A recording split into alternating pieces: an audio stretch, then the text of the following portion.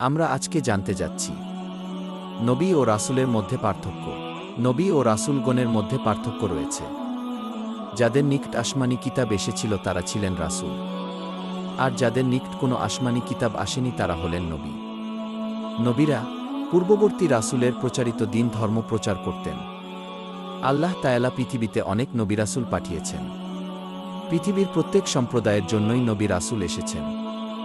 একমতে তাদের সংখ্যা সর্বমোট 1,24,000। অন্যমতে তাদের সংখ্যা ছিল 2,24,000। তন্মধ্যে মাত্র 313 জন ছিলেন রাসূল। মিশকাত বাব্বাদুল খালক ওয়া জিক্রিল আম্বিয়া। অতএব বোঝা যায় প্রত্যেক রাসূলই নবী ছিলেন, কিন্তু প্রত্যেক নবী রাসূল ছিলেন না। সর্বপ্রথম নবী ছিলেন হযরত আদম আর সর্বশেষ ও সর্বশ্রেষ্ঠ নবী ও রাসূল আমাদের প্রিয় নবী হযরত মুহাম্মদ তারপর দুনিয়াতে আর কোনো নবী আসেননি, আসবেনও না। যদি এই প্রথম শুনে থাকি তাহলে ভাই একটা লাইক দিয়ে যাবেন আর শেয়ার করে যাবেন।